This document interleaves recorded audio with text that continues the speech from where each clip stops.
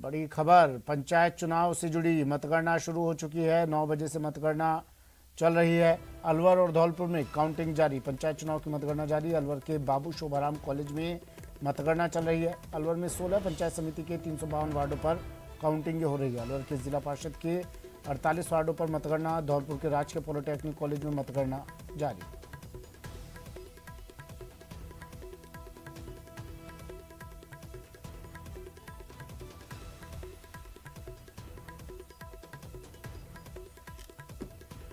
तो गांव में किसकी सरकार होगी, प्रत्याशियों के भाग्य का फैसला आज हो जाएगा। पंचायत के रण में मतगणना शुरू हो चुकी है। सुबह 9 बजे से मतगणना जारी है और कुछ ही देर बाद अंदाज़ा लगाया जा रहा है 12 बजे तक साफ हो जाएगी तस्वीर कि गांव में बनेगी किसकी सरकार।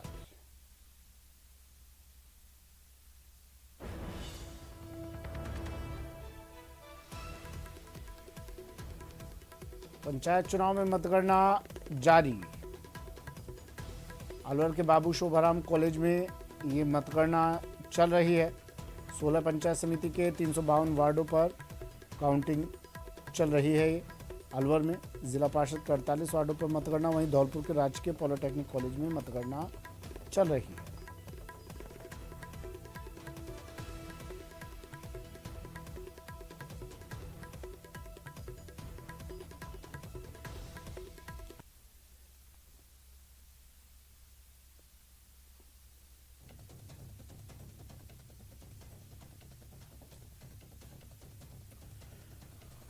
प्रदेश के अलवर और धौलपुर जिले में पंचायत जिला परिषद चुनाव के 3 चरणों में चुनाव संपन्न हुए, जिसके बाद अब काउंटिंग का दौर। मतगणना हो रही है। 9 बजे से मतगणना की शुरुआत हुई और बताया जा रहा है 12 से 1 बजे तक तस्वीर साफ हो जाएगी किसकी किस्मत में लिखी है जीत और किसकी में हार। इससे पहले खबर ये भी आ रही है कि प्रत्याशियों की बाड़ाबंदी की है कांग्रेस बीजेपी दोनों ने।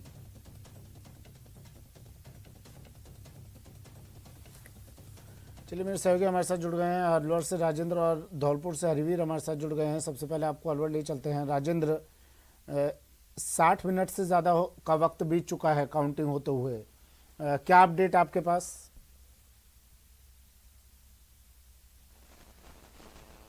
जी, 9 बजे आज मतगणना है। मतगणना का दौर शुरू हो चुका है और 16 जो कमरों में लगा जो पंचायत समिति है उनकी अलग अलग मतगणना का दौर जारी है। कुछ जो मतगणना जो है वहां पर 3 राउंड पूरे हो चुके हैं, कहीं पर 2 राउंड पूरे हुए हैं और एक तिजारा में वहां चौथा राउंड चल रहा है। तो अलग अलग राउंड की जो 12 जो टेबल बनाई गई हैं उन टेबल के हिसाब से राउंड जो मतगणना है वो जारी है। जो कुछ मिले जुले परिणाम अभी तक सामने आ रहे हैं, लेकिन एक चीज सामने लगातार आ रही है कि निर्दलीय प्रत्याशी हैं वो लगातार कांग्रेस और बीजेपी को टक्कर दे रहे हैं। जहां तक बात की जाए तो जिले के जो मैं आपको बता देना चाहूंगा कि तिजारा जो वहां पर 30 राउंड की जो मतगणना है वो पूरी हो चुकी है और वहां 3 राउंड की मतगणना में लगातार कांग्रेस और बीजेपी को टक्कर दे रहे हैं। जो निर्दलीय प्रत्याशी हैं वो लगातार उनको दे सकते हैं। वार्ड नंबर 1 की बात करें तो वहां पर जो कांग्रेस प्रत्याशी को पहले राउंड में 47 मत आए हैं, दूसरे राउंड में 192 मत आए थे और तीसरे राउंड में 259 मत आए हैं। जबकि वेद प्रकाश बीजेपी के हैं, उनको 118 प्रथम राउंड में आए थे, दूसरे राउंड में 132, तीसरे राउंड में 146 मत आए हैं। जबकि गजेंद्र सिंह जो निर्दलीय हैं वार्ड नंबर 1 से, उनको पहले राउंड में 216, दूसरे में 161 और तीसरे में 47। तो इस तरीके से जो मतगणना के जो रुझान है वो कहा जा सकता है कि जो निर्दलीय प्रत्याशी हैं वो लगातार टक्कर दे रहे हैं। तिजारा सहित जो पूरे जो इलाके हैं जिनमें कई जगह तो 2 निर्दलीय प्रत्याशी हैं या बसपा के भी प्रत्याशी। वार्ड नंबर 6 जो तिजारा में है वहां पर बसपा की जो प्रत्याशी है तबसूम खां, वो उसका जो प्रत्याशी है वो लगातार कड़ी टक्कर दे रही है उसकी और बीजेपी के जो के बीच में मुकाबला चल रहा है। तो कहीं न कहीं 10 से 12 राउंड प्रत्येक जो वार्ड के हैं वो होने हैं और उसके बाद मतगणना जो विजेता प्रत्याशी हैं उनकी घोषणा होगी। और जिस तरीके से रैनी की बात करें तो वहां पर कई वार्डों में बीजेपी आगे चल रही है। मालाखेड़ा क्षेत्र में भी बीजेपी और कांग्रेस के बीच में मुकाबला चल रहा है, लेकिन कुछ वार्डों में प्रारंभिक बढ़त कहा जा सकता है वो बीजेपी को मिल रही है। तो कहीं न कहीं अभी ये नहीं कहा जा सकता है कि कांग्रेस बीजेपी की तरफ चल रही है, लेकिन अगले 1 घंटे में तस्वीर सामने होने लग जाएगी, क्योंकि 10 राउंड जो शुरुआत के हैं वो हो जाएंगे और उसके बाद चलिए ठीक है राजेंद्र, आप बने रहिए, मैं फिर से लौट रहा हूँ आपके पास, कुछ और तस्वीरें दिखाएंगे, लेकिन इससे पहले बड़ी खबर आ रही है। 3 नए जजों का शपथ समारोह चल रहा है। हाईकोर्ट को मिले 3 नए जज, सीजे अकील कुरैशी शपथ दिलवा रहे हैं। सीधी तस्वीरें।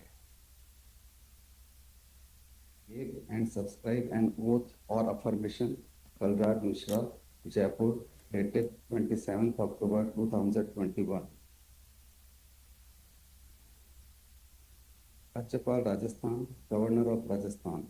In pursuance of Article 219 of the Constitution of India, I, Kalraj Mishra, Governor of State of Rajasthan, do hereby appoint Mr. Justice Shri Akhil Abdul Hamid Qureshi, Chief Justice of High Court of Judicature for Rajasthan, to be the person before whom Kumari Rekha Borana, Shri Samir Jain, who have been appointed as judges of the Rajasthan High Court with effect from the date they assume charge of their respective offices, shall before entering upon their offices make and subscribe an oath or affirmation. Kalraj Mishra, Jaipur, dated 28th October 2021. My Lord, may I, with the permission of your Lordship, read the warrant of appointment of Shri Umar Shankar Vyas as Honorable Judge of this court, please. By virtue of the power vested in me by Clause 1 of Article 217 of the Constitution of India, I, Ramnath Kovind, President of India, do hereby appoint Shri Umar Shankar Vyas to be a judge of the Rajasthan High Court with effect from the date he assumes charge of his office, given at Rashtrapati Bhavan, New Delhi, this 23rd day of October in the year 2021, first Kartika 1943 Shaka, in the 72nd year of the Republic of India. Ramnath Kovind, president of India. मैं रामनाथ कोविंद, भारत का राष्ट्रपति, भारत के संविधान के अनुच्छेद 217 के खंड 1 द्वारा मुझ में निहित शक्ति से एतद द्वारा श्री उमाशंकर व्यास को अपने पद के प्रभार संभालने की तिथि से चंद्रशेखर मेरे सहयोगी हमारे साथ फोन लाइन पर जुड़े हुए हैं और तस्वीरें सीधी आपको दिखा रहे हैं। चंद्रशेखर, शपथ ग्रहण समारोह चल रहा है, तस्वीरें सीधी दिखा रहे हैं हम। अकील कुरैशी, सीजे अकील कुरैशी शपथ दिलवा रहे हैं। क्या चल रहा है? अब जजों की संख्या 30 तक हो गई, कुछ और पद भी खाली हैं अभी। देखिए, बात करें तो निश्चित तौर पर लगातार जिस प्रकार से राजस्थान उच्च न्यायालय में नए न्यायाधीश की नियुक्ति हो रही है, जो प्रक्रिया जारी की जा रही है, इससे जो है ऐसा लगभग जो है 30 पद जो है बढ़ चुके हैं, 30 पद बढ़ चुके हैं। इसके अलावा 20 पद अभी भी जो है रिक्त है। कुल 50 पदों की संख्या की बात करें तो आज राजस्थान हाईकोर्ट को 3 नए न्यायाधीश मिले हैं, जिसमें उमा शंकर व्यास, समीर जैन और रेखा बोराना। सबसे बड़ी बात मैं अपने दर्शकों को बता देना चाहूंगा कि राजस्थान हाईकोर्ट के 75 वर्ष के इतिहास में पहली बार अधिवक्ता कोटे से महिला जज जो है नियुक्त की गई है। आज रेखा बोराना जो है शपथ लेगी और साल 1972 में जन्मी रेखा बोराना ने 1997 में जो है अपनी वकालत शुरू की थी और 2019 में वो अतिरिक्त महाधिवक्ता के पद पर तैनात नियुक्त की गई थी। सुप्रीम कोर्ट के जस्टिस दिनेश माहेश्वरी की असिस्ट रह चुकी रेखा बोराना जो है अपने विधि क्षेत्र में एक विद्वान अधिवक्ता के रूप में जानी गई थी और अब हाईकोर्ट जस्टिस के रूप में जो है शपथ लेगी। और राजस्थान उच्च न्यायालय में लगातार जो कॉलेजियम प्रक्रिया के माध्यम से लगातार पद बढ़े जा रहे हैं, कहीं ना कहीं ये एक सुखद संदेश है कि अब राजस्थान में जो लंबे प्रकरण है, लगभग 5 लाख के करीब जो प्रकरण है, उनमें अब जो है निस्तारण में तेजी आएगी और राजस्थान उच्च न्यायालय में लगातार जो पद बढ़ रहे हैं, लगातार 30 पद जो है भरे जा चुके हैं। 20 पद अभी भी रिक्त है, जिन पे जो है नियुक्ति प्रक्रिया और भी जो है आगे नाम आने की संभावना है। जी चंद्रशेखर, ये और बताइए अभी कितने पद और खाली हैं राजस्थान में? हालांकि देखिए, अब हम लगातार देख रहे हैं नए जजों को शपथ दिलवाई जा रही है राजस्थान में और एक सुखद पल है ये, क्योंकि हम लोग बरसों से देखते आए हैं कितने पेंडिंग केसेस यहाँ पर रहते हैं, उन पर असर होगा, वो केसेस जल्द अब निपटारा होगा उनका। कितने पदों की संख्या अभी और रिक्त यहाँ पर चल रही है? देखिए, बात करें तो राजस्थान उच्च न्यायालय में 50 जो है जस्टिस के पद हैं, जिनमें से 30 पद आज इन तीनों पदों जो नए नवनियुक्त न्यायाधीश हैं उनकी नियुक्ति और इनके शपथ ग्रहण समारोह के बाद जो 30 पद जो है भरे जा चुके हैं। अब जो है 20 पद खाली है और बात करें तो एक लंबी संख्या है वादों के जो निस्तारण के लिए लंबित पड़े हैं। उनमें कहीं ना कहीं जो वाद निस्तारण की प्रक्रिया में तेजी आने की संभावना है। एक तरफ जहां राष्ट्रीय लोक अदालत इस प्रयास में लगी, तो वहीं जो न्यायिक अधिकारी और जजेस के पदों की भर्ती के बाद ये बात तय है कि अब जो है वाद के निस्तारण में तेजी आएगी और लोगों को त्वरित और जल्दी न्याय मिलने की जो एक प्रोसेस है उसमें कहीं ना कहीं सुप्रीम कोर्ट जो है सजग दिखाई दे रहा है और लगातार जो है जजेस की नियुक्ति के सुप्रीम कोर्ट आदेश निकाल रहा है। सुप्रीम कोर्ट जो है कॉलेजियम के माध्यम से जो अनुशंसा कर रहा है और सरकार जो है लगातार नियुक्तियां दे रही है। ये कहीं ना कहीं एक अच्छा संकेत है न्यायिक प्रणाली के लिए। 30 जजों के पद भर जाना अपने आप में ये एक संदेश है कि अब राजस्थान में न्याय को गति मिलने वाली है, न्याय मिलने की प्रक्रिया में जो है गति प्रदान होने वाली है। और ये भी संभावना जताई जा रही है कि अभी हाल ही में जो सुप्रीम कोर्ट में कॉलेजियम की बैठक हुई थी और भी जजेस के नाम आ सकते हैं, इसको लेकर भी कयास लगाए जा रहे हैं। राजस्थान उच्च न्यायालय को जल्द ही और भी नए जजेस मिलने की संभावना भी जताई जा रही है। जी, तीनों जज शपथ ले चुके हैं। देखिए, शपथ ग्रहण समारोह शुरू हो चुका है। लगातार जो है राजस्थान उच्च न्यायालय के मुख्य न्यायाधीश अखिल कुरैशी जो है जजेस को शपथ दिला रहे हैं और इसके बाद जो है सभी जजेस जो है एक साथ कॉन्फ्रेंस रूम में जाएंगे जहां पे बात की जाएगी और टी प्रोसेस शुरू होगा। और इसके बाद जो है कल से जो अगर बात करें तो राजस्थान उच्च न्यायालय में जो सुनवाई का प्रोसेस है उसमें फिर जो है नया रोस्टर आने की जो है संभावना जताई जा रही है। जी, अच्छा, कुछ अंदाजा कि कितने बजे तक कितनी देर में शपथ ग्रहण समारोह समाप्त हो जाएगा, कितनी देर में शपथ ग्रहण समारोह पूरा हो जाएगा? देखिए, अगर बात करें तो राजस्थान उच्च न्यायालय के मुख्य न्यायाधीश की कोर्ट नंबर 1 मुख्य न्यायाधीश की कोर्ट में शपथ ग्रहण समारोह चल रहा है। इसमें जो है सभी तीनों जजेस को जो शपथ दिलाने के बाद जो है इसकी समाप्ति की घोषणा होगी। और सबसे बड़ी बात करें तो इनके परिवार के लोग सभी अतिरिक्त महाधिवक्ता सभी अगर जो राजस्थान के बार एसोसिएशन है उसके अध्यक्ष यहाँ पे सम्मिलित हैं। इसके अलावा राजस्थान उच्च न्यायालय के सभी न्यायाधीश जो जोधपुर में मौजूद है वो जोधपुर में यहाँ पे प्रत्यक्ष रूप से मौजूद है। इसके अलावा जो जयपुर बेंच की बात करें तो वे वीडियो कॉन्फ्रेंसिंग के माध्यम से इस समारोह में जुटे हैं और यहाँ पे लगातार जो है वो शपथ ग्रहण समारोह का प्रोसेस जो है जारी है। जी, ठीक है, शुक्रिया चंद्रशेखर तमाम जानकारी के लिए। चंद्रशेखर व्यास मेरे सहयोगी जोधपुर से हमारे साथ जुड़े और ये तस्वीरें आप तक हम पहुंचा रहे हैं, सीधी तस्वीरें। 3 नए जज हाईकोर्ट को मिल गए हैं, शपथ ग्रहण समारोह चल रहा है। सीधी तस्वीरें। अब हाईकोर्ट में जजों की संख्या 30 हो गई है, 20 पद अभी भी राजस्थान में खाली हैं। अपने एक दिन के प्रवास के तहत जोधपुर आए भारतीय जनता पार्टी के प्रदेश अध्यक्ष सतीश पूनिया ओसियां जाते समय फलौदी राजमार्ग से गुजरते वक्त नेवरा रोड गांव के एक किसान के खेत पर रुके। ये किसान अपने बाजरे की फसल को निकाल रहा था, जिसे देखने के बाद सतीश पूनिया ने अपना काफिला रुकवाया और बाजरा निकालने में किसान के कार्य में मदद भी की। किसान ने भी उनको पहचान लिया और भाजपा नेता का चाय पिलाकर स्वागत किया। इस दौरान खेती से जुड़े कई विषयों और केंद्र सरकार की कृषि बिल पर भी सतीश पूनिया ने किसान से चर्चा की।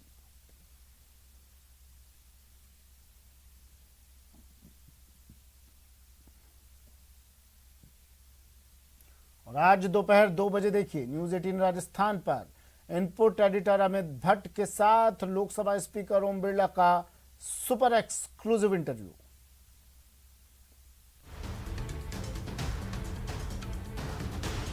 एक नई संसद बन रही है, अभी क्या जरूरत थी, क्या आवश्यकता थी उसे बनाने?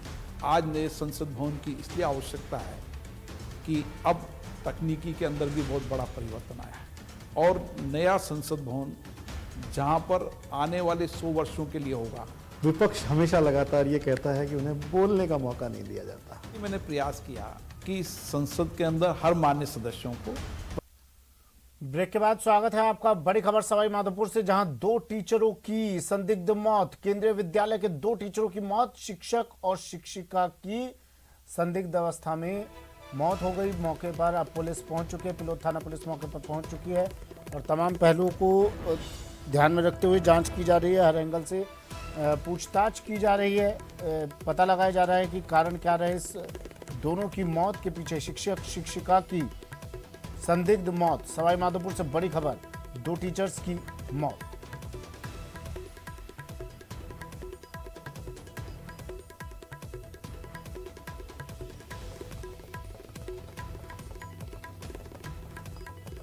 सवाईमाधोपुर से गिरिराज शर्मा मेरे सहयोगी फोन लाइन पर जुड़ गए हैं। गिरिराज, क्या कुछ अब तक की जांच में साफ हो पाया? कौन हैं ये दोनों टीचर्स? जी देखिए सुमित, ये मामला जो है ये गंगापुर सिटी उपखंड क्षेत्र के डीप शाह के केंद्रीय विद्यालय का है। जो मृतक जो शिक्षक है वो अमित मीना है और दूसरी जो शिक्षिका है वो मीनाक्षी जाट है। मीनाक्षी जाट का जो आवासीय क्वार्टर है, इस मीनाक्षी जाट के आवासीय क्वार्टर में ही दोनों शिक्षक और शिक्षिका, इन दोनों के शव मिले हैं और बहुत देर रात्रि की ये घटना बताई जा रही है। तकरीबन 2-2:30-3 बजे के लगभग की ये घटना बताई जा रही है। जो दोनों जो शिक्षक और शिक्षिका है, दोनों के संदिग्ध परिस्थितियों में जो बेड पर दोनों के शव मिले हैं।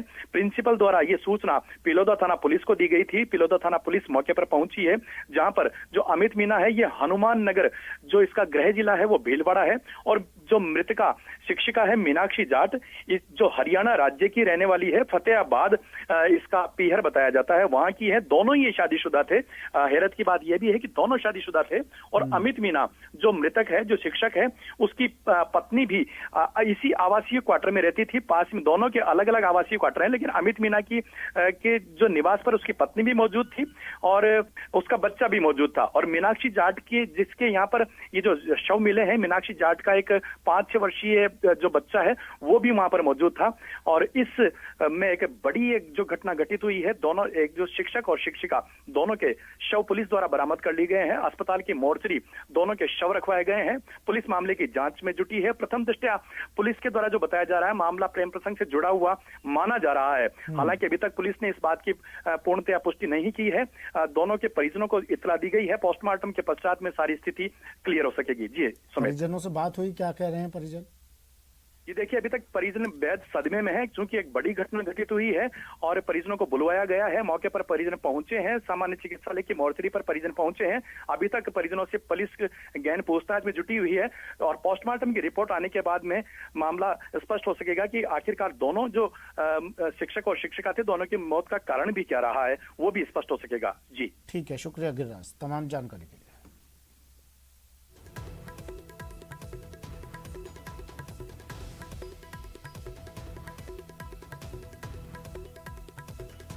जयपुर से इस वक्त की बड़ी खबर है। शहर में एक साथ 55 जगह पर पुलिस ने दबिश दी है। चेन स्नैचर्स के घरों पर दबिश दी गई। पुलिस की कार्रवाई लगातार जारी है। 40 चेन स्नैचर्स को पुलिस ने डिटेन किया है। करीब 1000 पुलिसकर्मी सर्च में शामिल है। न्यूज़ 18 राजस्थान से डीसीपी अमृता दुहन ने भी खास बातचीत की। कहा, त्योहारी सीजन में अपराधियों पर अंकुश लगाने के लिए ये सर्च ऑपरेशन चलाया गया।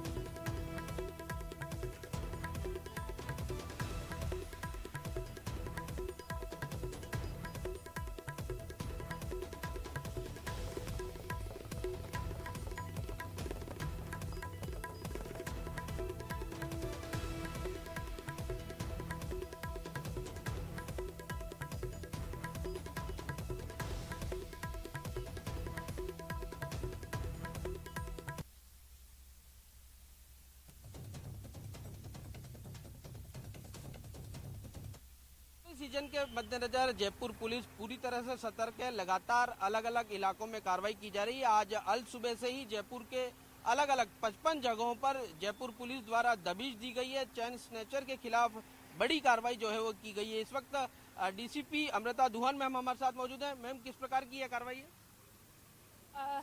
ये अपने जयपुर पुलिस कमिश्नरेट में हमारे commissioner sir Shri Anand Srivastava sir ने हमें इस बात पर बहुत ही सख्त निर्देश दिए थे कि किसी भी तरह की आपराधिक गतिविधियां इस त्योहार सीजन में नहीं होनी चाहिए। अपनी कमिश्नरेट पुलिस की जो पकड़ है अपराधियों पर वो बहुत सख्त होनी चाहिए। उसी के में हमने सबसे पहले 9 तारीख को एक रेड की थी बदमाशान पर। अब उसी में ये दूसरी कड़ी है। इसमें हमने चेन स्नैचर्स पर पूरा ग्राउंड वर्क किया और 55 को चिन्हित किया जो एक्टिव हैं, जो ये चेन स्नैचिंग की वारदातें लगातार करते रहते हैं। अगर किसी ने एक बार भी वारदात की है उसको भी हमने इसमें शामिल किया है। ये समय चूज इसलिए किया क्योंकि अभी ये त्योहार का सीजन है। महिलाएं खूब अपने ज्वेलरी पहनकर बाहर निकलती हैं आभूषण में। और उसके बाद ठंड आ जाती है तो इनकी गतिविधियां कम हो जाती है। तो ये वाला जो सीजन है इसमें सबसे ज्यादा ऐसी गतिविधियां करते हैं, आपराधिक गतिविधियां करते हैं, चेन स्नैचिंग की लूट या वारदात करते हैं। इसमें हमने उनके घर पर आज सुबह 5 बजे से लोकल थानों की मदद से संबंधित जो डीसीपी साहब हैं उन सब ने हमारी इसमें पूरी हमें कोऑपरेट करके और सभी जो लोकल थाने हैं उनकी टीम लेकर, सीएसटी की टीम साथ में लेकर लगभग 700-800 हम पुलिसकर्मी सुबह 5 बजे से रोड पर हैं। उनके घर पर हमने दबिश दी है। 55 में से 40 लगभग, हमने 40 से ज़्यादा ही होंगे, उनको हमने डिटेन किया है। पूछताछ उनकी पूरी विस्तृत करेंगे। उसके अलावा घर पर उनके पूरी सर्च की है, पूरे पुलिस बल जाब्ते के साथ की है, महिलाओं को साथ में रखा है। सभी चीज़ों को हमने ध्यान में रखते हुए ये सर्च ऑपरेशन किया है। किस प्रकार की कामयाबी मिली है, क्या कुछ मिला है सर्च में आप लोगों को? अभी हमने 55 में से 40 को तो एप्रीहेंड किया है, वो हमने घर से ही हमने उनको डिटेन किया है। अब उनसे पूरी विस्तृत पूछताछ करेंगे। उनके जो मोबाइल है उनको पूरी तरह सर्च करेंगे। उनका वाहन है, क्योंकि अधिकतर वो चोरी के वाहन में ही ऐसी वारदात करते हैं, उनके वाहन को हम वेरीफाई करेंगे। अगर वो चोरी का है तो उस पर कार्रवाई होगी। उसके अलावा जो चेन आगे जिसको बेचते हैं, सोनार को जिसको बेचते हैं या फिर आगे कहीं जो आगे वो जिस तरह से डिस्पोजल करते हैं, तो उसके ऊपर पूरा वर्क होगा और हम आगे वाली कड़ी तक भी जाएंगे। इसके अलावा अगर देखा गया है आमतौर पर कि ये व्यक्ति स्मैक वगैरह का, नशीले पदार्थ का ज़्यादा प्रयोग करते हैं, इसी वजह से वो इन सब गतिविधियों में आ जाते हैं। तो उस पर भी पूरा वर्क होगा कि वो कहाँ से ऐसे नशीले पदार्थ लेते थे। तो ये पूरी कड़ी पीछे से और आगे से, इस पूरी कड़ी को हम देखेंगे और इससे चौतरफा हमारे अंकुश लगेगा बाइक चोरी पर, उसके अलावा आपके स्मैक के सेवन पर, और उसके अलावा चेन स्नैचिंग, मोबाइल स्नैचिंग की ऐसी गतिविधियां। क्या माना जाए ये ऑपरेशन, ये अभियान लगातार चलेगा? बिल्कुल, ऐसे अभियान हमारे कमिश्नर सर श्री आनंद श्रीवास्तव के मार्गदर्शन में और हमारे एडिशनल कमिश्नर 1 श्री अजय पाल लांबा के नेतृत्व में इस तरह से बिल्कुल चलते रहेंगे। वो हमें बहुत ही अच्छी तरह से मार्गदर्शन देते रहे और पूरी टीम सीएसटी की और जयपुर कमिश्नरेट की पूरी टीम जो है इसमें आगे और बहुत अच्छा कार्य करने के लिए प्रतिबद्ध है और अपराधियों पर हम अपनी धरपकड़ जारी रखेंगे और उनके ऊपर हमारा जो कंट्रोल है वो अधिक रहेगा। क्या माना जाए, क्योंकि ये त्योहारी सीजन है और महिलाएं बड़ी संख्या में बाजारों में घूमती हैं, तो अब वो पूरी तरह से सेफ महसूस करें? बिल्कुल, आप इस चीज़ की हम पूरी श्योरिटी देते हैं, विश्वास रखते हैं कि अब क्योंकि ये इतनी बड़ी हम उन पर कंट्रोल करने की कार्रवाई कर रहे हैं, इकट्ठी कार्रवाई कर रहे हैं, तो इन पर जरूर से जरूर अंकुश लगेगा और आम जन में विश्वास कायम रहेगा। बहुत बहुत धन्यवाद। तो ये है अमृता दुहन मैम, जिनका साफ तौर पर कहना था कि त्योहारी सीजन में आम जन में विश्वास और अपराधियों पर शिकंजा कसने के लिए इस प्रकार का ऑपरेशन चलाया और आगे भी इस प्रकार के ऑपरेशन जारी रहेंगे। कैमरा पर्सन भवानी के साथ सौरभ गृहस्थी, न्यूज़ 18 राजस्थान, जयपुर। चलिए, वक्त एक ब्रेक का, जल्द हाजिर होंगे।